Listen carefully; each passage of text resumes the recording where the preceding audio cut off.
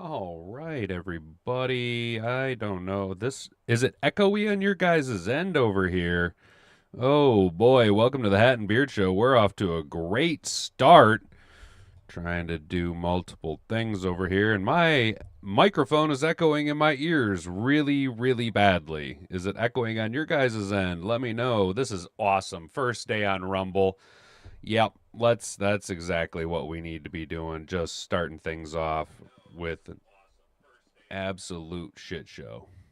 Absolute shit show. Feels like it's doing okay. Can't seem to connect to Rumble. Fucking awesome. Absolutely awesome. Who knows? Who knows? It's good on your guys' end. All right, so then it's something to do with my end. Hang on one second.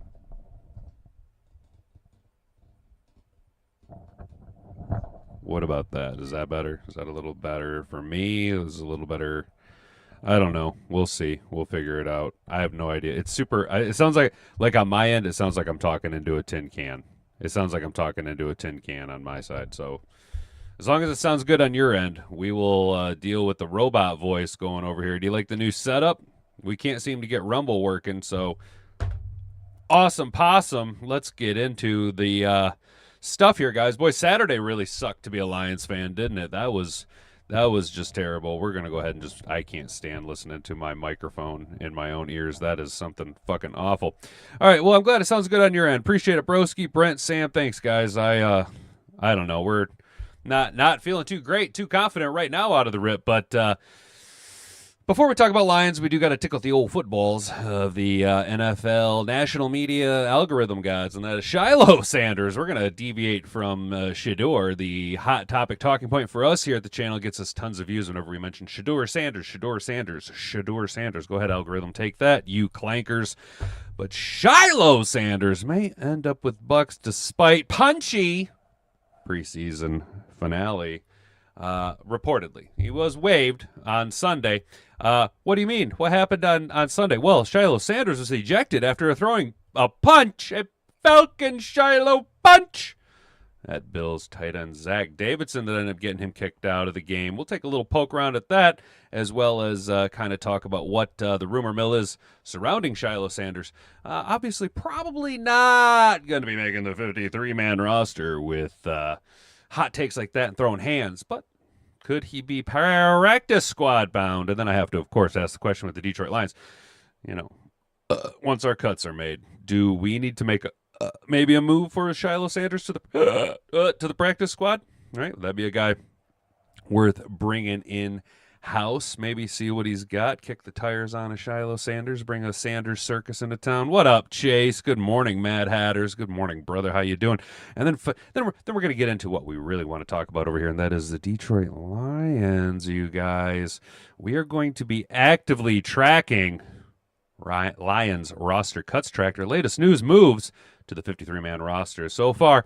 As of the time, we're going to go ahead and reload this. As of the time of me pulling this up a little bit ago, obviously there's been no cuts. Total players on roster 91.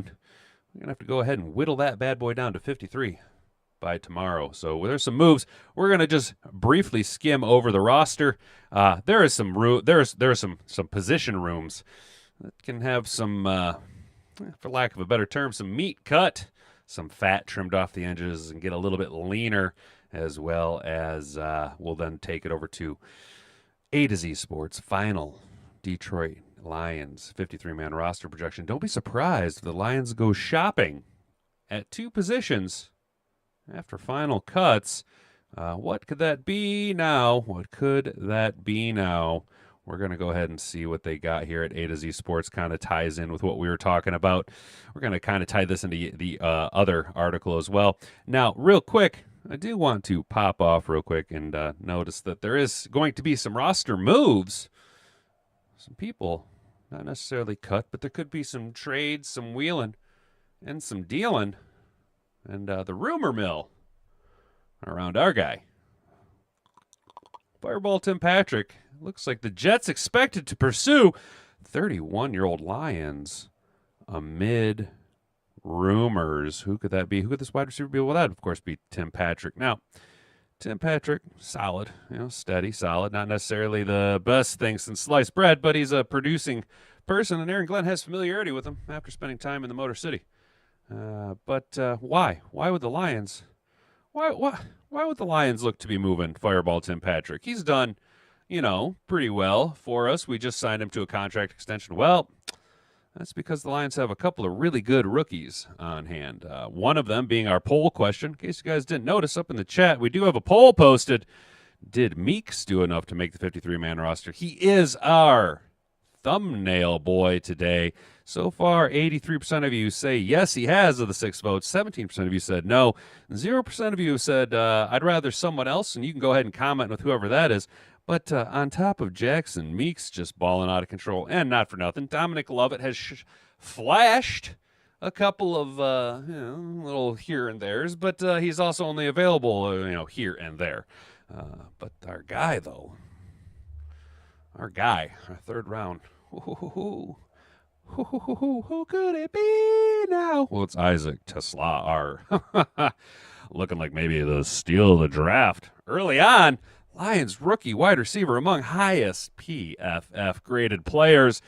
Examining grades from Lions, he lost to the Houston Texans, but we all know that Isaac Tesla has balled out in the preseason.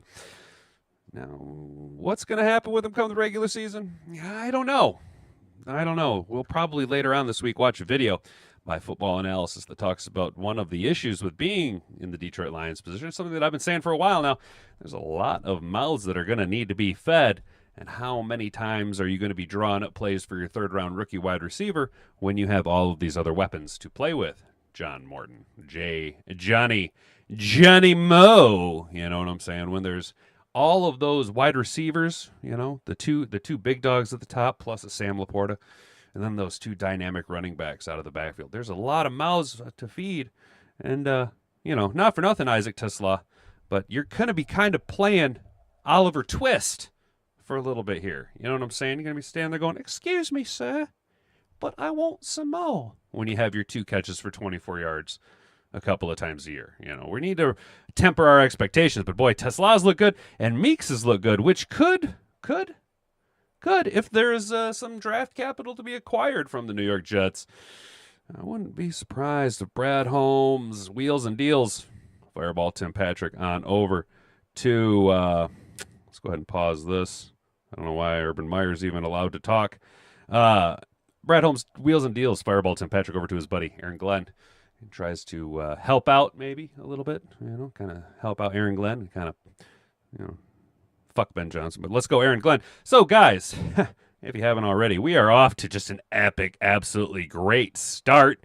All right, guys, I'm glad Shilo is a practice squad at best, but he will be a big part of a dent to his ego to accept. Broski, I think you're correct. I think both of them Sanders boys got a little bit of ego to him, and I think that Shilo at least is going to be a little bit easier to crash down to reality at a little bit softer of an impact than Shedeur when Shedeur comes crashing back down to earth and doesn't realize, they're really probably not that great. Shedeur throws 5 picks and was acting out. Those boys don't know how to act, says Sam Armstrong. I agree, dude, and that's kind of what we're talking about. They are some diva players, and they're riding the coattails. They are standing on the shoulders of giants and unjustly demanding respect for whom they were sired by. Ooh, you like that medieval style talk there? Look at us go. Maybe Dion should rethink his parenting philosophy, says Brent DeWitt. I agree. I was going to ask, where's those boys' daddy at? LOL. Yeah, I agree, Sam. I agree. I think Dion is pampered and pampered them boys and overinflated their self-worth. Just look at the draft part. Look at the draft parties they had. And how Shedeur acted when he finally got drafted versus the draft party that Ahmed Hassanin had and how he acted when he got drafted. You know what I'm saying? Shedeur can try to become a rapper. He be thuggin', yo. Yeah, he could try to become a rapper. And I could become the Queen of England. But neither one of those options sounds like a very attainable goal for either party. If anything, I probably have a better odds of becoming the Queen of England than Shilo Sanders does of becoming a successful rapper, simply because of my feminine features and very just ladylike appearances. You know what I'm saying? Definitely not nepotism. No, yeah, exactly. Hamburger Harvey. I like that name. Oh, that's hilarious, dude. Hamburger Harvey. That's a great name, and I absolutely love that profile pic. Welcome, brother. Welcome, dude. Sorry that things are getting off to a rough and rumbling start. Guys, if you haven't already, would you do me a favor? Go ahead and poke my bells and ring my buttons. Go ahead and assault that like button. Hit it with a 2-piece and a biscuit. On your way down to the most important button that you can do, go ahead and exercise. This is our last big push before the start of the regular season. Guys, I need you to really, we're really going to be doing shoulders and quads this week. We're going to be doing a lot of heavy lifting for them. We're going to have to share this video around with as many friends and family members as you possibly can. If you don't want to tamper with your well-cultivated and highly manicured social media presence, it's okay. We can circumvent the clankers that contradict and decide who gets to be successful on YouTube. Go ahead and just copy this link down on your clipboard. Over 75% of you watch my content on mobile devices, so feel free to copy that link down 2, 3, 4, 5, 6, 7, 8, 9, 10 times. Every time you do it, it counts as a share, and it helps circumvent the clanker overlords that stifle us and like to hinder my free speech. Finally, if you're not already subscribed to the channel, we just hit 700 subscribers. We're supposed to be live on Rumble this morning, but I, being the Luddite that I am, can't seem to manipulate and use the technology the way that I want. I thought I had it all set up yesterday. Well, bud. Ho-ho. Crash back to reality. Oh, there goes gravity. Make sure that you ring that notification bell so that you can be notified every time we go live. YouTube will do the heavy lifting for you, and they will send you a push notification to your phone. You don't even have to search me out. You just click on that bad boy. It's going to bring you right here to the Hat and Beard Show, where you can take part in our live chat. Try and engage with you guys as much as possible if it has relevance and is somewhat readable. Don't forget that there is a poll up in the chat. There seems to be 6 votes still on that. So, guys, let's get into the show. If you can say the word good, guess what? It means you're still alive. It means you're still breathing. And if you're still breathing, well, then hell, you still got some fight left in you. So get up, dust off, reload, recalibrate, re-engage, and go out on the attack.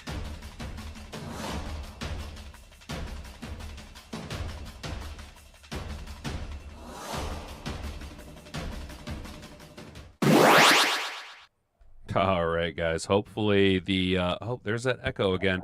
Oh, that's Wax Sauce. There was supposed to be a live chat down here in the bottom. Oh, well, that's massively unfortunate. I wonder why that is. Why I can't seem to make this work.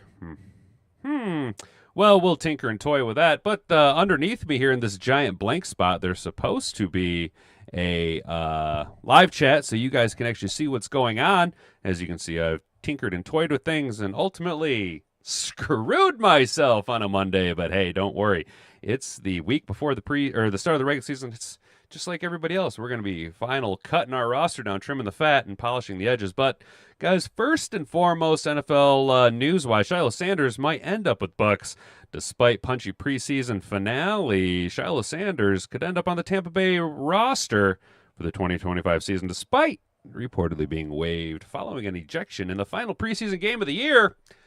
Talk about a bonehead play, dude. Like, if you want to go ahead and absolutely just screw yourself, well, that's the way to go, dude. If you're a roster bubble guy, the last thing that you want to do in your last preseason, the last crack you got, not only did you screw yourself with the team that gave you an opportunity, but when you act out like that, when you go and make a dipshit move like that, when you already have the circus of being Shador's brother and your dad being Neon Dion and all of the blah, blah, blah that follows the Sanders family, you need to keep a cool head. You need to do everything you can to stay calm, keep calm, and carry on.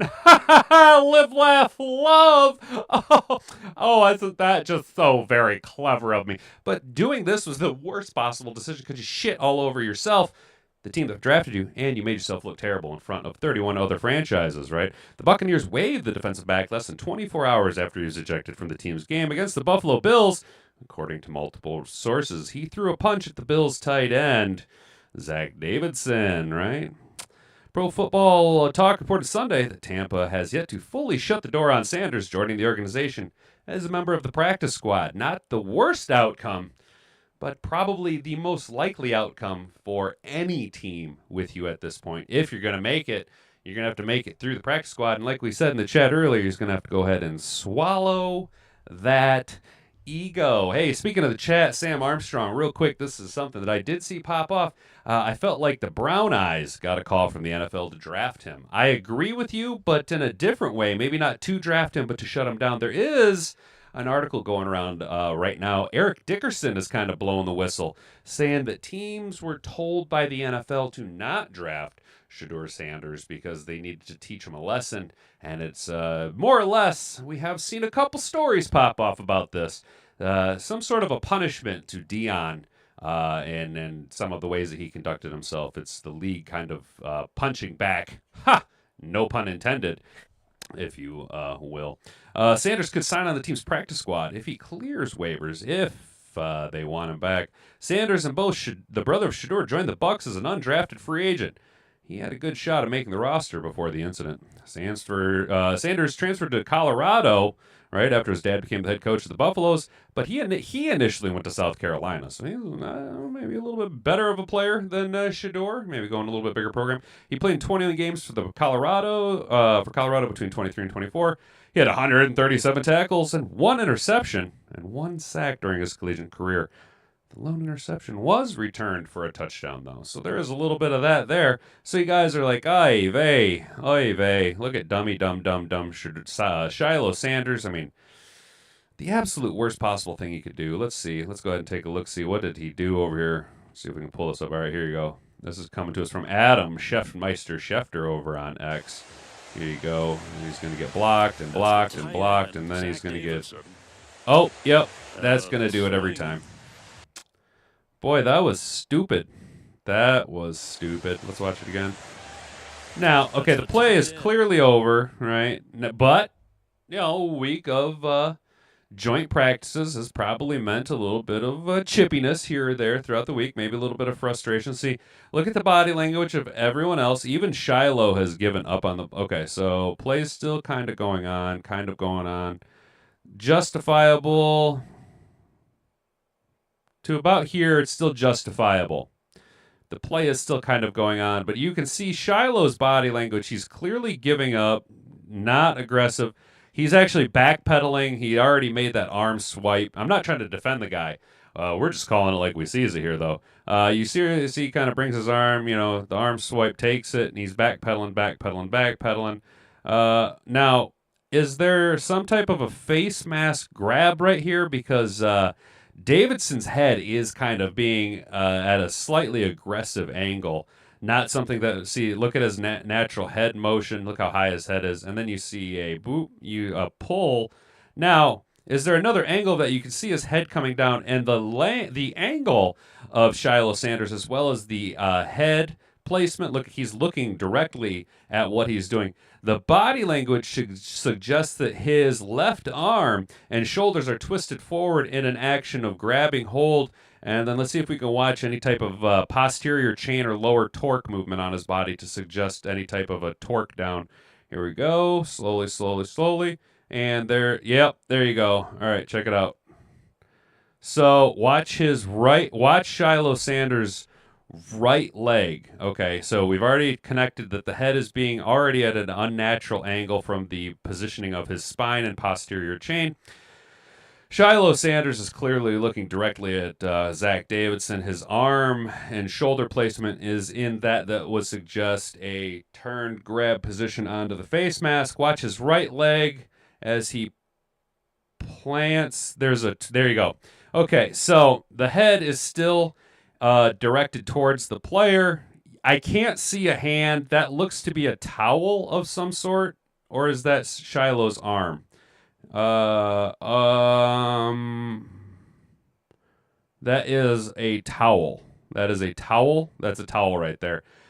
So again, we're gonna watch the right leg of Shilo Sanders as he comes down. See the motion of the head, the upper body torque, and the right leg of Shilo Sanders turns to plant and twist using his hips to pull the tight end wide receiver towards him in an aggressive manner.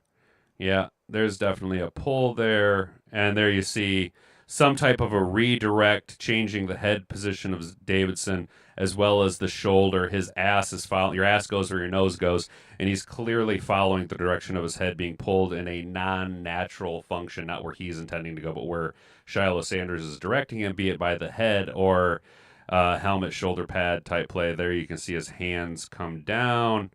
All right, so you'll see Sanders. There's looks like Davidson's hand trying to swipe. Yep, so that means Davidson's hand coming over the top onto Shiloh's shoulder. Shiloh's pulling down, and then his hand emerges right there. After letting go, you can see Davidson's neck recorrect. His posterior chain is more in line with where his head is going. His ass is recorrected. Shiloh's hand is now down after coming under. He couldn't go over the top because you could see where Davidson's arm is on top of the left shoulder of Shedeur Sanders. And then Davidson understandably reacting, not necessarily in an aggressive manner, just continuing the over-the-shoulder recorrect, saying, hey, stay off me. Sanders then grabs hold and an arm grab there to bring him in closer, and then one punch. Davidson doesn't necessarily look like he throws a punch, but looks like the block. His arm just continues forward over the face, head region. Get off me. That's where you can see Sanders' arm come through and throw one punch. Boop, right there. So you can see the impact on the helmet. See, watch. You can follow over here where the white right hand and the white glove comes up, and right there, see it coming in. Boop, and then you can see. Watch the helmet of Davidson direct and doop, impact where a punch is thrown. So that's one punch. Sanders then gets down. Davidson's body language is tilting away. I want no part of this. I'm done. Sanders is in an aggressive reactionary position. He's then going to take a step forward and come in for a punch. Boom. Totally ejection worthy. Totally fine, the guy. And if I were the Tampa Bay Buccaneers, I would not want any part of this trash can dumpster fire of a goddamn circus of a fucking player, dude. I'm so out on Shilo Sanders and Shedeur Sanders. They're both turds. Oh, what do you guys think? How's the chat doing? If he was a good player, I legit safety in the NFL ability, it would be no big deal, but he's at best a practice squad caliber, and that might be a reach. Broski, you nailed it. You nailed it. If he were an actual baller, if he were a shot caller, if he had 20-inch blades on the Impala, he'd holla and get laid tonight, swish a roll tight. But he would not have reacted to a third-string tight end, right? Not necessarily doing anything egregious, and he wouldn't have reacted in that over-the-top of the manner. Obviously, the refs let the first punch. We've seen two punches thrown. The refs let the first punch kind of slide. There was then the second follow-up after they kind of, all right, guys, and then you see Davidson back off and Shilo Sanders come back in for more. Personally, that is a justifiable ejection. And like I said, find the guy and kick him out. Let's go ahead and bring that down. Probably not going to end up being able to figure out how to put the chat in the window. So we're just going to do it like that for now, guys. A little bit of twist and a little bit of tweakage. Wait till Tesla puts his hands on him. Yeah, Sam, I don't think they're ever going to be given that opportunity. If it were me, anyway. And I'm not trying to sound like a boomer over here, but kick him out, kick him out, kick him out. I don't want nothing to do with him. I would have I would never have either Sanders on my team, says Broski. Davey steady thugging, yo. Davey keeping it real in the streets. Yeah, and them gold-plated streets with those mansions that they live in. They've lived a very hard and challenging life. Oh, they've really been through it. 122.40, baby. What up, Mr. Detroit City? How you doing, brother? What's up, guys? All right, so this is what we're here to talk about. We are, first and foremost, a Detroit Lions content creation station. If you guys haven't already and you're new here, do all the things. Poke all my bells and ring all my buttons. We're going to take a quick rundown. Lions roster cut tracker, latest moves on the 53-man roster. It is 10:26 a.m. Monday morning. Let's go ahead and refresh it. See if there's anybody that has been officially cut from the Lions roster. Live on Rumble, I made an account and subbed Mr. Detroit City. We tried. I'm actually trying to go right now. It keeps saying failed to connect to stream. So I think I have the wrong stream key put in. This multi-streaming thing is very, very new to me, brother. I don't quite know what I'm doing yet. Just like I was supposed to have the chat. I was actually supposed to have a nice chat log down here in the lower underneath my video here where you see me and B-Rad at. There you go, B-Rad the deer. There's supposed to be a chat log on here so you guys can see the chat, those of you that are just watching it after the show.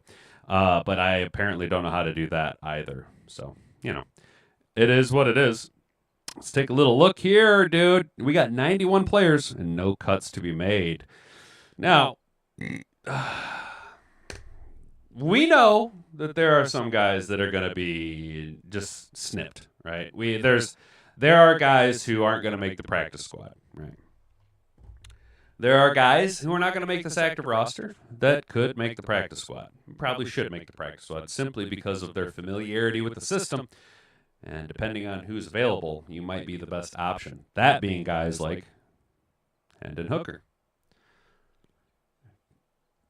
Damn, did he play like shit on Saturday. Oh, my God. Hendon Hooker played so bad on Saturday that at this point, I'm having a hard time saying I even want him with the organization anymore, right? But the reality is that Brad Holmes has this incredibly long leash on these guys that he drafts, especially guys he drafts in the third round, that at one point did have a very high grade, at least coming into the draft. Now, did that really work out? No. Was he really given many opportunities? No. Would he have done well with those opportunities? Probably not. But Hendon Hooker probably is destined for the practice squad. We got 6 running backs on roster. You guys know how I feel, and the toss-up will be between these 3 guys right here. Obviously, Sione Vaki is going to make the roster. He's a valuable special teams and gadget player that we like to have. Craig Reynolds is probably going to end up with that 4th running back spot, though. If it were me, I'd go Jacob Sailors. I think Jacob Sailors has done more and offers a little bit more pop, a little bit more pizzazz. Now, Craig did have a couple of nice plays Saturday against the Houston Texans. He had a nice little, I think, like a 13, 14-yard catch and run, which was nice. There are 11 wide receivers on roster, which is going to be one of the rooms where a lot of fat is trimmed, okay? Now, it will come down to things like, does Fireball Tim Patrick get traded to the Jets? That would make things a lot easier. If we can unload some of these guys for some draft capital, then that paves the way for Tesla and Meeks, right? Then we start having conversations of, well, obviously, J-Mo and St. Brown and Kyle Leaf and Tesla. There's 4. Then you got to go. Then you get 5. Maybe you carry 6 wide receivers. I'd go Meeks, and I would probably go Tom Kennedy over Dominic Lovett on the active roster at this point in time. If Tim Patrick were to be cut, because of the familiarity, the comfortability, and the reliability of Tom Kennedy, he's no longer eligible to be on the practice squad. So give him his shot. Let him make the best of it. And if not, well, then you go Dominic Lovett, and it's time for old Tom Kennedy to be brought in as a offensive assistant intern. Let's go. Tight ends, we got 6. Now, do we carry 3? Or do we carry 4? I think we go with 3. And I think Shane Zylstra's the odd man out now. Zach Horton did have a big false start in the wee hours of the Houston Texans game. But Shane Zylstra, although being a great wide receiver, doesn't offer the flexibility of Zach Horton as a blocking tight end / fullback. If you go with 3 tight ends and allow Zach Horton to play that fullback role, it opens up more avenues for you to carry more offensive linemen, like a friendly neighborhood Dan Skipper who can come in and play that jumbo tight end spot. We've talked about it a lot. And then also a swing tackle hybrid offensive lineman, right, who can go in there and play guard if you need to. That gives a little bit more flexibility. Maybe it allows Giovanni Manu. Has Giovanni Manu done enough to justify a spot on the active roster? Does he beat out a guy like a Jamarco Jones? You know what I'm saying? Staliano out of here. Gunnar Oaks out of here. Got 7 offensive tackles. Mason Miller is on injured reserve. Gunnar Britton is not going to make it. So your top 3, Penne, Taylor, Skipper. Do you carry 3 or do you carry 4? If you carry 4, I think Manu over Jones, but that could be some interesting moves. We have 10 interior offensive linemen, and you're going to carry 3, what, 4? 4 maybe? Kind of depends on what you want to do as Dan Skipper. Obviously, Miles Frazier is going to be on the PUP list, so he doesn't necessarily count. Kingsley Ekugon played like ass. Got ragdolled a couple of times. Got pushed right back into the pocket right after being talked about by T.J. Lang on the Fox broadcast there. Fox, I think it was Fox 2 broadcast, talking about how Kingsley Ekugon had been getting all the second-team snaps, right? Now he's having an opportunity to make this roster, and then he promptly got pushed right back into the face of the, I believe it was Kyle Allen, right? Defensive ends, we already know the guys. Obviously, Pascal's going to be on the non-active NFI list. So Hassanin, TBD on the injury. Marcus Davenport, Aiden Hutchinson, Al-Qadim Muhammad. Does it go Nate Lynn? Does it go Isaac Akuo or Mitchell Agude? What do you guys think, chat? How do you guys feel down in the chat below? Do you think that they're going to end up keeping Lynn, Akuo, or Agude? Let's go. How are we doing now? Vaki is good, but seems to be. They only keep it 5 wide receivers, says Broski. And is let the hose go, Hooker. Yeah, Hooker seeing ghosts, says Sam Armstrong. I'm seeing ghosts out there. Vaki is good, but seems to be injured a lot. I do agree with you, Brent DeWitt. I'd let Horton and Zylster go, to be honest. Brad paid Brock some good money for the 2 times Darling to man the down there position. I agree with you, but I like having Zach Horton as that fullback option. I'm a football running back or running the ball purist. I like an I formation with a fullback, and I think Zach Horton fits that fullback build very nicely. Unless the plan is to have Giovanni Manu switch over to play fullback, or possibly even what I'd like to see happen is Ahmed the Hammer Hassanin come in and transition over to fullback. Use the extra spot for a linebacker, wide receiver, safety, running back, someone who plays special teams. I see where you're at, Mr. Detroit City. I do see where you're at with that. And those positions, linebacker, wide receiver, safety, or running back, are all positions that we should have a little. I think having a little bit more depth that is probably in the best interest. So I see where your argument is at. I'm just letting my biasy towards Zach Horton take over, and that I like having a fullback. Dan said some of those guys might need a fresh start somewhere else, meaning Hooker, probably because he said they need more depth elsewhere. Sam, I think you're more than just probably Hooker. I think he means exactly Hendon Hooker. Hendon Hooker needs a fresh start in the UFL, baby. Let's go. Brent DeWitt, you think Lynn makes it? I think Nate Lynn is a surefire lock at this point. Once Hassanin went down with the looks like a pectoral injury, I figured that Nate Lynn was pretty much guaranteed. He'd done enough in the preseason last year before kind of getting dinged up, and then way more than enough in the preseason this year. I think he splashed quite a bit and could be an interesting depth piece. I honestly think we'll see a little bit more out of Mohammed than we will say Nate Lynn. The fact Craig hasn't played football after all these years shows me he can go. Fullback football. Mr. Tri-City, yeah. Wouldn't Craig Reynolds kind of make a nice fullback? I mean, he kind of has that mentality, that grittiness, that kind of like that bruiser style, and not for nothing, but every year he does get a little bit slower. And that's not me just talking shit, right? That's just the reality of the situation. Lions keeping 10 O-line, a backup at each position. I have a feeling they'll be signing a cut O-lineman from another team, says Broski. You're probably right, dude. The only thing that I would see them doing is maybe not keeping a second center if they can find a guy who's been cut that can play guard, who's a traditional guard, but that does the Graham Glasgow type deal, can play center intermittently. You know what I'm saying? But also gives you depth at the guard spot. Though I see where you're at. Who though? What guards are you keeping? Awashika and Muti, or Awashika and holding the spot for Miles Frazier? Mr. Said all our running back. Mr. Detroit City says all of our running backs we have had the past 5 years, and none can lead block play fullback is a joke to me. Every single one is bigger than Kyle Juszczyk over San Francisco, and Kyle balls. That's true, Kyle. Well, but see, Kyle Juszczyk though, Mr. Tracy. That's what I'm saying though, and I'm not a Kyle Shanahan fan. I'm just calling it like I see it. Kyle Shanahan gets the most out of his players, dude. He gets the most out of his players. Sailors runs like a fullback. LOL, says Mr. Brent DeWitt. He does, but he is still faster than Craig, Netflix, Reynolds. Yeah, shit cut Craig. We have Sailors to do fullback, special teams, emergency running back. I agree, Mr. Detroit City. I think Sailors offers more upside as a football player. And Craig Reynolds, though, he's been here for a while. And like we say, Brad loves his guys. We need to pick up a veteran backup center. Graham Glasgow already showing injury concerns. Yeah, Glasgow showing injury concerns, and it doesn't seem like Tater Ratledge has taken enough steps in that direction to be a viable option this year. Does he make a huge transfer next year? Well, that has yet to be seen, and totally a viable situation, though he does look good at guard. And having that just nasty, mauling right side of an offensive line between Tater, the Motor City Mullet, Ratledge, and Penne, put the Hall of Fame jacket on him already, Sewell. Woo! Does that feel good? So maybe guard is something that we just piecemeal our way through this year, and next year we get ourselves a rock solid center for the next 5 to 6 years. Or do we go Peyton Picard type at fullback and go with a big fella lineman, convert like Ahmed, as you said? Mr. Detroit City, I am all about Ahmed Hassanin becoming the Detroit Lions fullback for the next 10 years.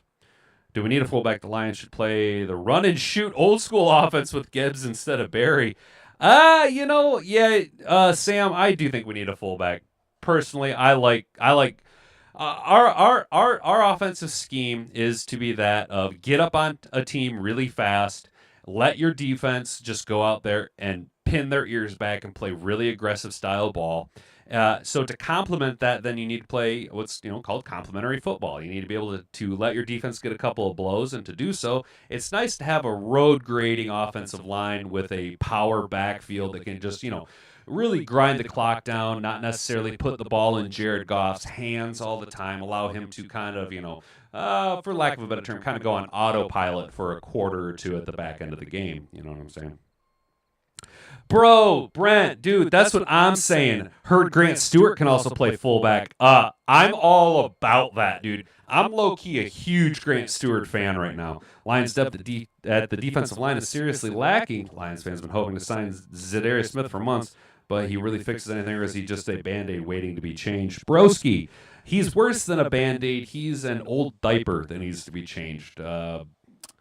Zadarius Smith is not the answer. Matt Judon was probably the answer if we were to make a move. Probably look to see maybe who gets cut. Maybe there's a possibility of Wango Tangoing away a guy, from a team that isn't necessarily producing or that they're looking to move on from. I don't know. But yeah, Mr. Detroit City, I like Stewart at fullback, especially because we have seen Rodrigo play well, but I like Malcolm Rodriguez to be the heir apparent to Alex Anzalone. And I think Grant Stewart is the guy that, if he were asked to do it, would do it in a fucking heartbeat, dude. I absolutely think so. Let's go over here to A to Z Sports. Detroit Lions 2025 final 53-man roster. Don't be surprised if Lions go shopping after position cuts. Quarterbacks, we are going to carry 2 in. They say in. Jared Goff and Kyle Allen out. Hendon Hooker. No surprises there. Running backs, they got Gibbs, Monty, obviously. Sione Vaki and Craig Reynolds in and out. Outside looking in is Jacob Sailors and Deion Jackson. Deion Jackson pretty much destined for the practice squad. And if Jacob Sailors goes to the practice squad, they'll start the clock. Team's probably going to be poaching him away. I think he's shown enough in the UFL, as well as his limited time, his limited reps here in Detroit in the preseason and in camp. I think he's shown enough to justify a team going out there and snatching him away from the clutches of Brad Holmes. And we do like to stash players, but when we start becoming the team that we are, our stash players can be productive players on a worse team, right? Wide receiver, they say we're going to carry 6 guys. Amon-Ra, J-Mo, and Tesla. Fireball Tim Patrick, Holly Freeman, and our guy Jackson Meeks out. Of course, Dominic Lovett, Ronnie Bell, Thumb Kennedy, Jacoby Keeney James, and Malik Taylor. Keeney James and Taylor have done absolutely nothing to impress me in this preseason. Keeney James has actually played terribly, in my opinion. I'm actually surprised he made it this far into the preseason. Thought maybe you could remove him from the mix and bring in another guy, see what they might have in the tank, or another young guy. But we do have a lot of young guys already on roster, right? We've already seen a lot of them, so maybe he's just a warm body. But personally, I like the idea of what we're going to talk about next, and that is Fireball Tim Patrick. We're going to talk about that next. Fireball Tim Patrick going to the Jets, which opens up a spot for a Dominic Lovett or a Ronnie Bell or a Tom Kennedy. If that were the situation, chat, let me know how you feel about this, chat. In this thought exercise, we trade Fireball Tim Patrick for a fried bologna sandwich and some grits from the New York Jets, opening up a wide receiver spot. You have one spot. You have three guys. Who you taking? Lovett, Bell, or Thumb Kennedy? Who you got, chat? Let's hear it. Smith wants more money than Brad's willing to pay, is what Risden was. Oh, yeah, Brent. So that's the thing. Zadarius wants money, and Brad's not going to pay him what he's not worth. Motown Mitch, what up, Doe? How you doing, brother? Good morning. Hopefully your Monday's starting off well, dude. We had some tech issues early on, but we're swimming. We're swimming now. All those defensive players trying to make it got burned in the run game. You are completely correct, Sam. We looked like ass Saturday, dude. We looked like ass. I think the Lions choose to keep an extra player on the O-line and D-line as opposed to a sixth wide receiver. Broski, I think you're right, but I think that extra spot's going to come from us only keeping three tight ends and flexing Horton. I just feel like we're going to end up going that route. Horton's going to get flexed to the fullback tight end spot, and Dan Skipper will really be our third tight end, more or less. Kennedy has more experience, says Sam Armstrong. I agree with you, dude, and I think that's what, if it were to come down to Tim Patrick is not here, and we have these three guys here. Dominic Lovett was flashing early on, but he hasn't necessarily been healthy. Ronnie Bell's pretty kind of steady as she goes. Nothing that really flashes, but nothing that really goes against him. And then, of course, there's old Thumb Kennedy. Tom Kennedy. He's been here forever. I'd go Tom Kennedy. I think we go Tom Kennedy in this hypothetical thought exercise, guys. Don't forget, we're going to sign Asante Samuel Jr. to really boost our secondary, Mr. Troy City. I don't think that's... do we need Asante Samuel Jr. at this point? A to Z Sports has got to keep keeping three tight ends. Uh-oh.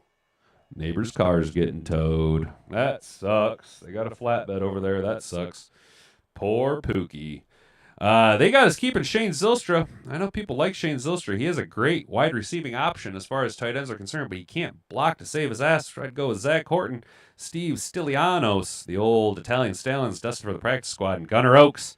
I don't know about that. Gath Taxes and TK85 on the practice squad, says Brent DeWitt. I don't think he's eligible, man. I don't think TK85 can be on the practice squad again, dude. I think he's been on the practice squad for like 17 years, dude. At this point, he's the Chris Winkie. He's the Brandon Whedon. He's the Bo Nix of the practice squad. He's 175 years old, dude. Offensive linemen, they got us keeping 9 guys. They're obviously our starting 5. Decker, Glasgow, Mahogany, Ratledge, and Sewell. Behind them, they got us carrying Manu, Skipper, Keoti Awashika, and Kingsley Ekugong. Really? Out. Jamarco Jones, Mooti, Michael Neese, Mason Miller, Tristan Colon, Gunnar Britton, and Zach Johnson. Yikes. Okay. All right. Well, it's a little light at guard, but Skipper can play guard. Giovanni Manu. There you go, brother. I've liked what I've seen out of Manu. Do you guys like what you've seen out of Manu in the preseason? You know what I'm saying? I've liked what I've seen out of Giovanni Manu this preseason. On the pup list, Miles Frazier. And, of course, on IR is the human, the living ham with arms and legs, Colby Sorsdahl. They got us to keep it 10 defensive linemen. Hutch, Reeder. They got us bringing in Zadarius Smith. Ugh, Makai Wingu. Al-Kadim Muhammad. Oh, I forgot. Makai Wingu's been back.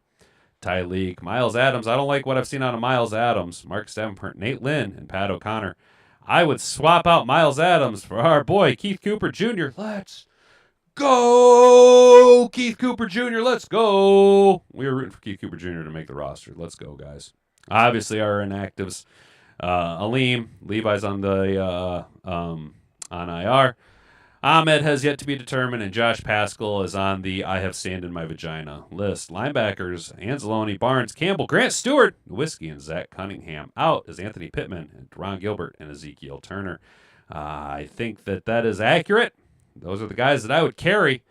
You're going to have a tough decision once Rodrigo comes back, though, but probably going to see Nowitzki get the short end of that stick simply because Grant Stewart has already proven to be a viable asset and a low-key huge free agent signing, right? I mean, talk about a guy who plays with his hair on fire, who does whatever the coaching staff asks him to do and does it at a high level. You know what I'm saying? Zach Cunningham, a veteran who had really high, scores early on in his career, getting a little bit long in the tooth. But in that limited exposure we had where Alex Anzalone wasn't in training camp, man, Zach Cunningham really impressed, and he continues to kind of play pretty well in the preseason. Not somebody you want necessarily, your starting week one linebacker, but, God forbid things happen the way that they did last year. A nice veteran piece to have alongside a guy like Grant Stewart. Nowitzki played pretty well at times. Definitely shown that he is not a starting caliber linebacker, though called upon last year to play a lot of snaps. He's played decent. He's a good special teams guy, a depth piece, but will be the victim of Rodrigo when Rodrigo returns. The return of Rodrigo. Rise! Malcolm Robo Rodrigo. Yes, rise. Robo, the Bionic Man, Rodrigo. They got us carrying 5 cornerbacks. Obviously, you guys know the names of the top 4. Cornerback room, not so heavy in the pants. In DJ Reed, TA, Amik Robertson, and Rocky Sin. They got us carrying Khalil Dorsey, who is back. Not necessarily 100%, but not the best corner. Offers a nice upside on special teams, though. I can understand the argument. Can also understand the argument for us looking over who's available. I get where you're at, Mr. Detroit City, about bringing in Asante Samuel Jr. That's just kind of a big name to be playing at the lower end of your depth chart. I think, though, we do maybe look to see to maybe possibly make just at least see who's out there. Because after Rocky Sin, the talent-wise, as far as defensive back is concerned, at the corner spot is a massive fucking drop-off. Now, we do have the viability of 2 of our safeties who are going to make the roster, being the flexibility of playing corner, right? That is obviously BB, Brian Branch, can come down and play the slot nickel. And also we have seen Avonte Maddox early on in his career. I believe he was actually drafted as a corner and can play corner in a pinch if need be. Not necessarily something you're going to want to be hanging your hat on, but better in coverage than a Khalil Dorsey. Rocky Sin, though, again, the right there with Grant Stewart. Rocky Sin, a sneaky, quiet, very productive, huge upside, Swiss Army knife style player. Seen him playing a lot of snaps at safety in the preseason. Don't know if that's really going to come down to it the regular season, but having that viability is something that our team definitely looks for. And of course, on IR is Enos, the penis rakestraw. They got us carrying 4 safeties. Kirby Joseph, Brian Branch, Avonte Maddox, and then that 4th safety spot. That's where things get squirrely. Is that 4th safety spot? On here, A to Z Sports Scott is bringing our guy, Ian Kennelly, right? Hometown hero, Ian Kennelly, right? He's done a lot. Ian Kennelly, though, is pretty much a safety, exclusively a safety and a special teamer, right? Whereas a guy like Eric Hallett has played all over the defensive back chessboard. He's played safety, he's played corner, he's played nickel, and he's played well enough. Personally, as much as I want to see Ian Kennelly make this roster, I think that if you were to carry 4 safeties, again, Swiss Army knife, the gadget style, the flexibility that Eric Hallett brings to the table, should elevate him over Ian Kennelly. That's no slight against Ian Kennelly. I'm rooting for Ian Kennelly to make the team. But when you got to put the film out there, Eric Hallett, I think, has done more and done better with the opportunities given given to him. Right now, Lawrence Strickland, Morris Norris shouldn't even be in this conversation, but Lawrence Strickland had a nice couple of big hits in the Houston game, but definitely destined for the practice squad. And then, of course, injured reserve is our boy Daniel Jackson. So that's what A to Z Sports has us doing. I think I've given some pretty decent arguments to you guys. Let's see how you doing down chat. Do you think Barnes is used more in third down pass rush situation? How many sacks are you expecting from him? Well, Broski, I like the question. I do think Derek Barnes is going to be used in more of a blitz style package, maybe even line him up at defensive end. We did see early on in his career, Derek Barnes did have a couple of packages where he was used as a pass rusher lined up at the defensive end, and he's got a little bit of a arsenal of pass rush moves. I think Derek Barnes has elevated his coverage skills, most notably in the divisional round against the Tampa Bay Yucks a few years back, having that game-sealing interception against Baker Mayfield.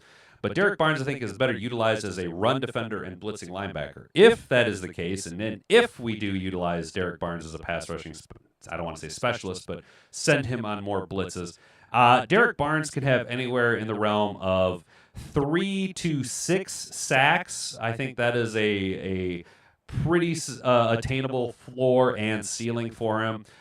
Anything over double-digit sacks is a nice thing and justifies the contract extension or any questions we have about the dollars being paid to him, but is more than what I would expect out of him, considering what our front four should be able to do with Hutch and Davenport and Tyleek and Nalim when he comes back.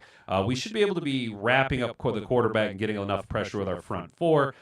So Barnes could be the beneficiary, just like Marcus Davenport is, of the just disrupting force that is Aiden Hutchinson, and that he gets a lot of rolls into the back cleanup sacks. So maybe a 3 to 6 floor ceiling, 3 to 6 sacks is a little under, when the reality is he could be pushing anywhere from 3 to 9 sacks. Again, I think once you get into the double-digit sacks with Derek Barnes, you're really starting to talk, okay, this is borderline outperforming the contract extension, considering he isn't known for necessarily having his pass rush outside of the few of us that really paid attention early on in his career.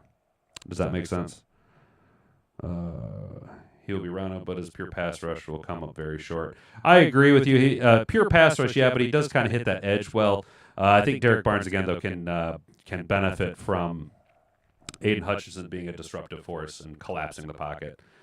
That's interesting, Mitch. I've heard other line podcasters mention he could have 8 to 10 sacks because of his pass rush ability, which I haven't seen in the past. That's the thing, though, is that it is kind of there, though. It was there early on. The thing with Derek Barnes is that he just wasn't asked to do that 2 years ago, and then he missed let's be honest, he missed all of last year with injury. You know what I'm saying? I'm not a big Barnes guy either, Motown. I like Captain Jack. I like Captain Jack, too. I'm actually a huge fan of Captain Jack. Jack Campbell's going to be the next Brian Urlacher of the NFC North. But Derek Barnes, well, look, he's going to be here for a while. We put money into him. We extended him, and he's going to get his opportunities. So 8 to 10 sacks, Broski, Motown. 8 to 10 sacks.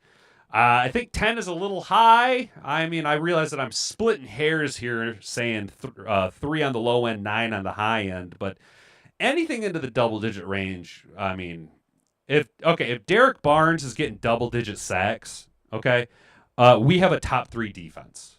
And I'm talking in all categories. Run defense, pass defense, takeaways, scoring defense, sacks, pressure rate. If Derek Barnes and Calvin Shepard could be the guy that just pins his ears back and says, go get him. Maybe Derek Barnes gets unlocked because Calvin Shepard has had so many years with him to really hone his skill set and knows exactly what he can do. Maybe that is the situation. Maybe Calvin Shepard is the key to unlocking Derek Barnes. That's a possibility. Going to be running a little long today, fellas, just because we got a lot to talk about and not a lot of time. I got some bad news here for you, fellas. You're going to have to pay attention to the community section, okay? I'll find out today. Originally, I was supposed to have a fucking mandatory meeting today at 10 a.m. Then they got pushed to Tuesday, meaning tomorrow at 10 a.m. But then we were told that because of the way that the company's transitioning ownership, so technically all of us rank and file employees are still under the old group, right? While all of management is under the new group. Yeah, last week we were told that the meeting really only pertains to people who are directly employed by the new group, not the rank and file. So me and G were like, hey, we don't want to fucking go to this meeting because that's stupid, right? And my boss is like, okay, if you don't have to go, I'm probably not going to schedule you. Well, what does he do Friday? Puts a schedule out, fucking schedules me and G to work 10 to fucking 6 tomorrow. If I can't get out of the meeting, there's going to be no show tomorrow, just because I'm not going to feel like doing it late at night. We'll talk about everything Wednesday morning. But if I can get out of it, either way, there will be a community post today, this evening, letting you guys know yay or nay. So we're going to go a little bit long today just because we got a lot to talk about. There's a lot of decisions that are going to be made before tomorrow. I think you guys have a lot of hot takes on some things, right? If he's healthy enough to even play, says Sam. Are you talking about Brent? Or are you talking about Derek Barnes? Yeah, for sure. Well, there is a lot of slappies out there. I like Barnes a lot. I just don't see that level of upside with his pass rush. Motown, if you're hanging your hat on Derek Barnes exclusively being a pass rusher, I agree with you. But Derek Barnes plays the run really well. He's sneaky fast, okay? And he has developed into a better pass coverage linebacker than he was when he was originally drafted in the NFL. We also don't ask him to do the amount of coverage that he did early on because we have Alex Anzalone, we have Action Jack Campbell, and we have a very dynamic and utility style secondary. Plus, the pass coverage doesn't have to hold out as long as they once had to, considering our pass rush should be absolutely dynamic. Now, I still think Derek Barnes has shown flashes early on in his career being able to get after the quarterback. We're going to shift gears a little bit here, guys, though. I like what you guys are talking about Derek Barnes, though. I feel you on it. You guys aren't wrong. It's a conversation that we got to have. Brent says you don't see double-digit sacks either. Yeah, like I said, if Derek Barnes is getting double-digit sacks, we have a top 3 defense in all categories. Like, comment, subscribe on that. Let's go. Knock on wood if you're with me, men. Over here at heavy.com, Jets expected to pursue 31-year-old Lions wide receiver amid rumors the New York Jets have been gauging the trade market looking for wide receivers. It appears the target has emerged for the green and white Detroit Lions. Pass catcher Fireball Tim Patrick, a name to keep an eye on. Lions wide receiver Tim Patrick, who could be a cut and has ties to both Glenn and offensive coordinator Tanner Eggstrand from Detroit and Amogi from being in Denver last year. Zach Rosenblatt of The Athletic wrote. Other media insiders connected the Jets. Patrick Dot. Eric Edholm of the NFL Media Group listed Patrick as a potential cut or trade candidate this week, saying, quote, "By nearly all measures, Patrick was a success story for the Lions in 24, returning from 2 straight seasons missed of injury and played 16 games, 9 starts, and had 33 catches for 394 yards and 3 tugs. But Patrick appears to have fallen behind this year's depth chart, with rookie sensation Isaac TeSlaa helping push Patrick down. If the Lions are comfortable with their experience level at the position, they could cut ties with Patrick. And I could see a team such as the Jets seeking a reliable veteran receiver like Patrick, who is also a quality blocker. He is a low-key, good blocker, good downfield blocker. But I don't know, is he worth it at this point in his career? Rich Cimini said wide receiver is in need for the Jets, and the name dropped Patrick as an option to watch. Right? Alec Pierce, Tim Patrick, Jackson Meeks, Tyler Scott. Pierce would have to be a trade. Others would shake free. Romeo Dobbs has also popped up on that name. Okay, that'd be an interesting little move. I don't like Jackson Meeks going anywhere. I feel like if we end up letting Jackson Meeks go, we're going to regret that. In March, Comini revealed that Patrick was a projected target for the Jets before he signed a 1-year, $2.5 million contract with the Lions. The former Utah product entered the league as an undrafted free agent. He bounced around with a few teams a couple months before finding a career in the Denver Broncos. He spent 7 years in Denver, where he crossed the current Jets general manager, Darren Amogi. During that stretch, Patrick racked up 2,000 yards and 12 touchdowns. He missed his final 2 seasons with the Broncos due to a devastating season-ending injuries, a torn ACL and a torn Achilles. That's what I say. When I say Tim Patrick is on the wrong side of the injury list and the wrong side of 30, well, that's what I mean. You know, when you tear an ACL, you're going to have that follow your whole career. It's always going to be, well, he was like this before the injury. You know, what his career been like if he hadn't done this injury. You then couple a torn ACL with a torn Achilles. I mean, my God, the fact that he was able to come back at all and play at a productive level was astonishing. And he was rewarded with a $2.5 million contract extension with the Detroit Lions. Unfortunately, now, you know, he's 31 years old. There's a lot of young talent behind you. The question is that young talent proven at an NFL level? What do you guys think, chat? What do you guys think? How do you feel? Don't see double digits like Anzo, Captain Jack, and Barnes are the number 3 linebackers. Ben Johnson engaged Caleb Williams. Yep. Mr. Trade City, it is official. They put a toe ring on it. Those two type of dudes look like the type of dudes that would wear toe rings together. They got matching toe rings and matching tattoos on each other's buttholes of each other's faces. It's very sweet and very endearing. Ben Johnson is a huge piece of shit. So, what is pushing the rumors of a Fireball Tim Patrick being traded or even cut from the Detroit Lions? Why would we be thinking that after signing him to a $2.5 million extension? Mr. Detroit City, in order to have matching rings, they would both have to be having matching hardware. And one of them, if not both of them, is missing that piece. You know what I'm saying? All I'm saying is that Ben Johnson's kids look an awful lot like Dan Campbell.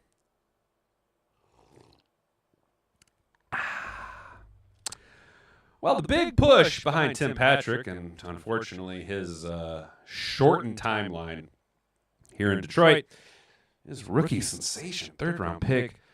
I don't know why I didn't think about it. And well, I do know why. And that's because Aiden Hutchinson has already lived up to the story. Why do we love Isaac Tesla so much, though, guys? Hat and Boobs pointed it out. Because Isaac Tesla is having the Aiden Hutchinson story on offense, just going the harder route. He didn't go to the big school. He had to go the long way around. He had to go Division III, right? Division II, Division III, I can't remember. Before going to Arkansas, not a big flashy wide receiver. Hometown kid, though, right? Grew up here, been a Lions fan his whole life. He's doing the Aiden Hutchinson story just on offense. You then couple that with him being Brad Holmes' favorite wide receiver in the draft.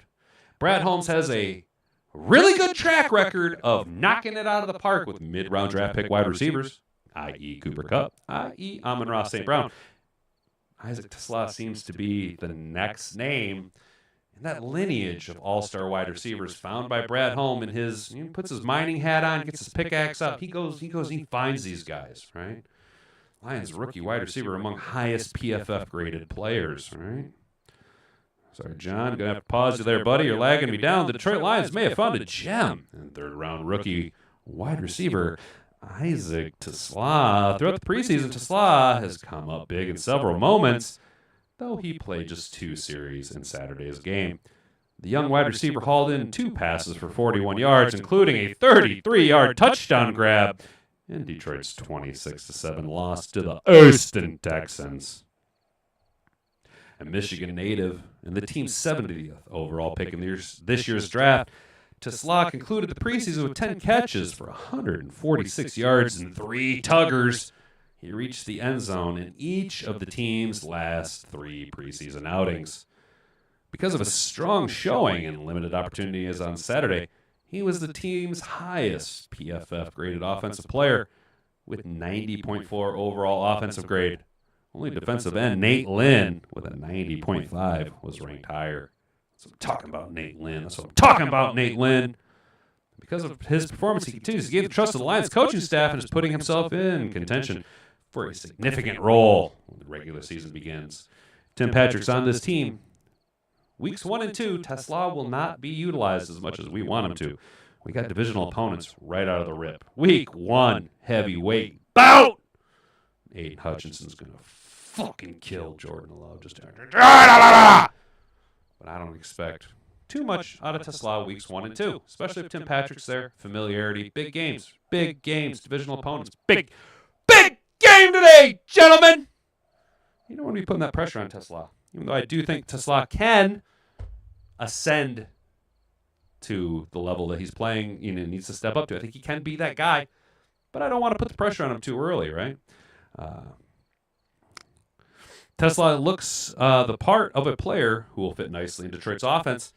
The wideout is a vertical threat who has proven to win contested catches in situations. He does. He goes up. He gets that fucker. I'm telling you, he's a sneaky 6'4", 440 guy. Just the way I play the game, I think it's a big reason why they brought me into Detroit, Tesla said. Just the way I go about my business every single day, whether it's catching the ball, what I do in the run game, I just think that bring physicality and toughness. Here are the Lions' highest and lowest PFF graded players from Saturday's preseason finale. Our highest PFF graded offensive player, obviously Tesla. And Kyle Allen coming in very close, but they had very limited exposure. Offensive line, Zach Johnson, Ronnie Bell, and Gunnar Britton bringing up the bottom end of the highest graded. Now on to our lowest graded offensive players. Dominic Lovett not playing well. Shane Zylstra trying to earn a spot on this roster. Not doing yourselves any favor. Obviously, Hendon Hooker. He should be a fucking 0. Giovanni Manu not doing so great. And Zach Corton. Both these guys, you're playing well, and then you kind of just decided up and shit the bed in the last preseason game when I am trying to get you guys on this team. I am doing everything in my power to justify you two dipshits making it to the 53-man roster. And you go out in the final preseason game, and what do you do to me? You shit all over my face. You just buckets of diarrhea, dude. Seriously, you dickhead. Highest graded PFF defensive players for the Detroit Lions, Nate Lynn and Grant Stewart. Fuck yes! Both these guys are awesome. Grant, I am so high on Grant Stewart. I am so high on Grant Stewart. And Miles Adams, Lawrence Strickland, and Anthony Pittman. Lowest graded defensive players, DJ Miller, Rock Ya-Sin, Allen George, Pat O'Connor, Nick Whiteside. What are you doing? Pat O'Connor, why are you shitting the bed? Pat shitting me bed, O'Connor. And Rock, oh, man, damn it, I crapped in my britches. Ya-Sin, you crapped in your britches, Rock. You crapped right in your britches, you guys. I'm trying to hype you up. I'm trying to hype both of you guys up, and you both just shit right in my shit in my lunchbox. I had a head football coach who said that all the time. You just shit in my lunchbox. You shit right in my lunchbox. And that's exactly what you guys did. You shit directly in my lunchbox. So what do you guys think? How's the chat? No, Ben cheated with one of those Viking cheerleaders. Yeah, well, I have a feeling Ben Johnson is going to be in a little love triangle between the other Viking cheerleaders as well, because Ben Johnson, yeah, he likes Twinkies, if you catch my drift. And over here at the Hat and Beard Show, what do we say? Say it with me now, boys. Titties, not Twinkies. Let's go. How we doing? Yeah, Sam, that was a good one, dude. You got everyone cracking up, dude. You got everyone cracking up. Doc looking bald as hell. Shave your head. Hell yeah. Well, dude, it's when you get to be old John's position here, you have a decision to make, right? Because at least now there's two directions that the balding could go. You could go front to back like this, where he's rocking, and not for nothing, but it looks like he wears a hat the majority of the time. So he's got the old friar tuck going on here, He's hanging out with Robin Hood and his merry band of motherfuckers, you know what I'm saying? Or you could go bald in the opposite direction, where you maintain the front, but you grow a flesh yarmulke in the back. You know what I'm saying? Either way, at a certain point, you just gotta shave it off, dude. Just shave it. Just shave it down. I'm trying to decide whether I want to shave it or go with a mullet. I'm trying to decide. Bear signed Christian Wilkins, just a finger blast coach in QB after practice.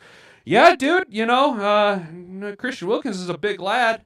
I'm sure that both small PP Osama Ben Johnson, the trader in the Windy City, Bendover John, I can't even keep them all straight at this point, and Fingernails Caleb Williams would love to just spend a little shower time in the warm embraces of the smooch bandit himself, Christian Wilkins. I'm sure they would be a match made in hell. A nice steamy hot shower, lots of soap suds with Ben Johnson just calling all the plays, telling everybody out. He's a big man. He's the big man. He's the big head coach. I'm a big man. I'm a big Ben Johnson. Man, I'm a big Ben Johnson. I'm a big man. All right, guys. So today we started off a little rough. I'm not going to lie. Had some audio issues, and I appreciate those of you guys watching after the fact that fought through that. Thank you. That's awesome. I don't blame you if you didn't stick around. We had some audio issues. Couldn't get the Rumble stream to go, so that was awesome. That was a dud for a Monday, but hey, we ended up just keeping on, like the captain of the Titanic. I said forward, and we went forward. So today we talked about Shilo Sanders, his punchy preseason finale where he shat the bed, and now I am waiting. After my analysis of the Shilo Sanders punch, I am expecting the NFL to call me and offer me a job in some capacity of film analysis because we broke that motherfucker down. We broke that motherfucker down. Slap like if you're with me, dude. Slap like if you're with me. We broke that motherfucker down, right? Shilo Sanders should definitely be ejected, and based on the nature of that fight. Oh, dude, Shilo Sanders versus did you see what Rampage's son did? Oh my God. Dude, he almost killed that guy. For real. He hit him like 27 times while he was unconscious. Yeah, dude. Yeah, Mr. Detroit City. I did see what Rampage's son did. If you guys haven't, go check out Penguin Zero Moist Critical Charlie. He's got a nice breakdown of that, dude. Yeah, Rampage's son needs to go to fucking jail. Dude, that was attempted fucking murder. Jackson Meeks better make the 53. Says Detroit Sports Talk. Fuck yeah, brother. I'm with you, dude. I forgot about the poll. Got 9 votes. You guys are running away with it. Jackson Meeks, 78% say he should make the 53-man roster. I am completely in agreement with you.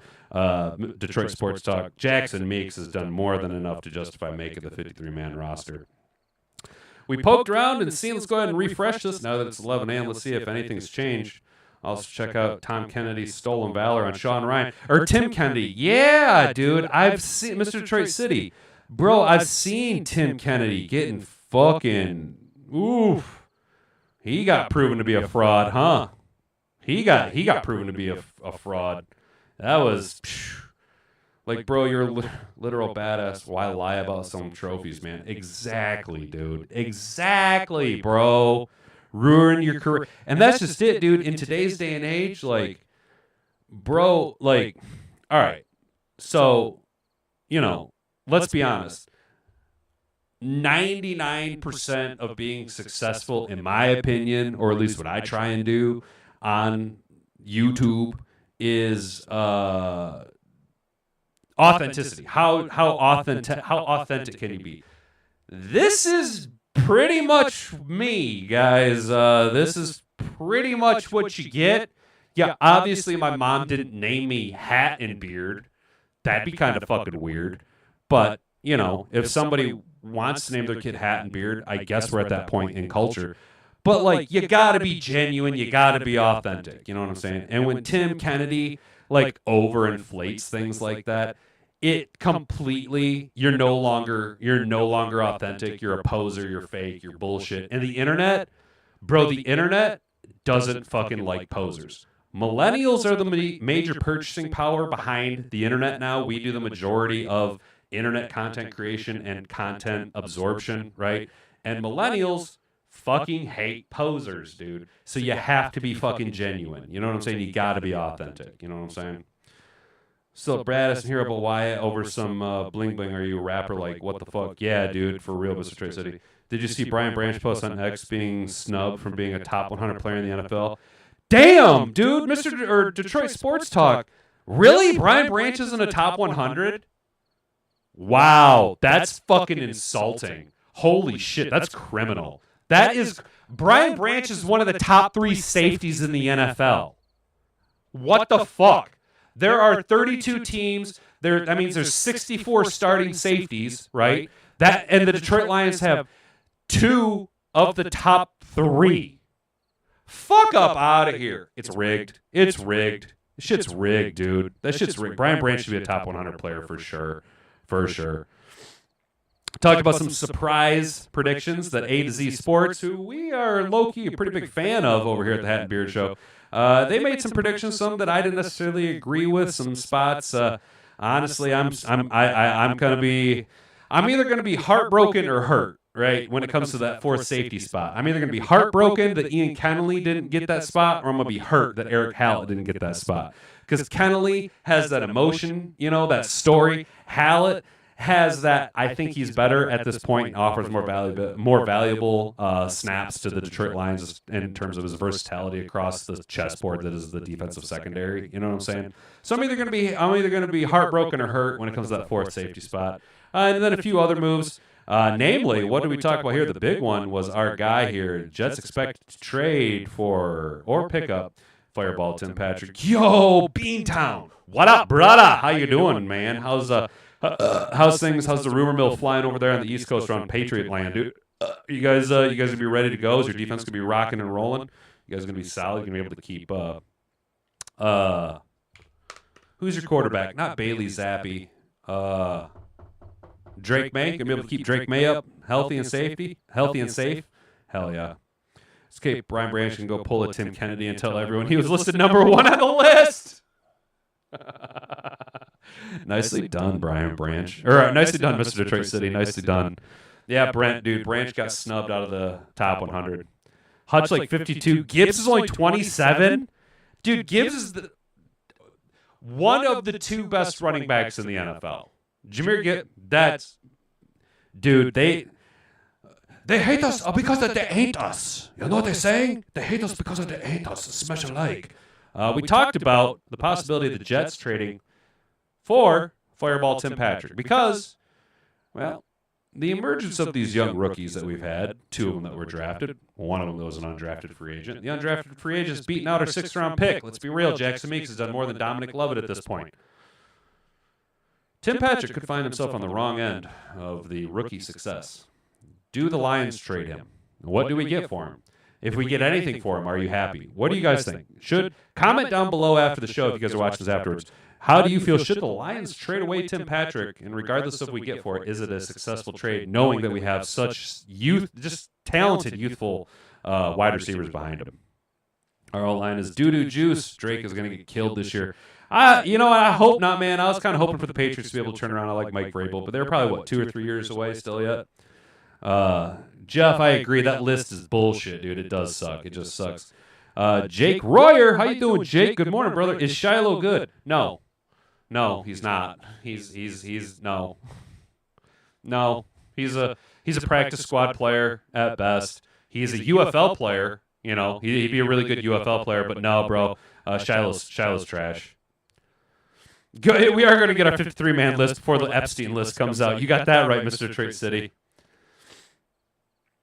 Shiloh's $11 million in debt and a head case. Damn. Beantown says the Patriots are at least 3 years away. That's what I was thinking, dude. Even with Vrabel in there, you guys got a lot of shit to unfuck. You know what I'm saying? Quote from Brian Branch: They got me on there talking about everybody. Noted 100. Yeah, dude. Brian Branch does not seem like the type of guy you want to piss off. You know what I'm saying? He's a guided missile. And then we talked about the player scores. The PFF grades of players for the Detroit Lions, highest and lowest rated offensive and defensive players from the Houston Texans shitbox game that we played on Saturday. Isaac Tesla just continues to wow. You just watch the guy and you're just like, wow, that white boy can ball. Damn, that white boy can play wide receiver really, really, really well. Look at him go. I like Isaac Tesla. Sam says you got to trade Patrick to get something out of it, and I agree, dude. Even if it's like a future 6th-round pick, Brad Holmes can package that 6th-round pick and move up and down the board. At this point, anything you get for Fireball Tim Patrick is a win, right? It's okay. Shilo can also pull Kennedy and tell his kids that he was a 3-time All-Pro. Boom, roasted. Nice. It's going to make BB even better, says Detroit Sports Talk. Yeah, dude, it's adding fuel to a fire that you do not need to fuel. Like, our defense is going to be like fucking livid, dude. Our defense is going to be playing like a bunch of hard-running Jessies with our hair on fire, dude. Like, they need the NFL, the NFC North, the NFL, they need to be put on notice. Our defense is going to be aggressive, dude. Oh, you know what, Sam? Don't worry, dude. I didn't even read that it said some out. I think I read something out of it. It's cool, man. I got a 6th grade reading level, so, don't worry about it, brother. All right, fellas, those are the headlines for today. Those are the things that we talked about. Keep your ears to the ground for the sound of the buffalo. As the community posts, I'll let you guys know if there's going to be a show tomorrow or not. Work's being squirrely about things. This week might be squirrely about things. Still got to confirm whether we're having contract negotiations on Thursday and Friday. So who the fuck knows about any of that, you guys? It's all up in the air. We'll figure it out, but guys, I really, really appreciate you guys hanging out with me this morning, suffering with me through the bullshit. Sorry that we couldn't get the Rumble stream up going. Bill Belichick torched the Crafts in the interview yesterday. Basically said he had zero control of the roster for the last 5 years, and that's why they sucked the last 5 years being done. That's why the Patriots were just shit the past 5 years. You know what I mean? It was Kraft was just pulling that Jerry Jones, they're too far apart bullshit. You know what I'm saying?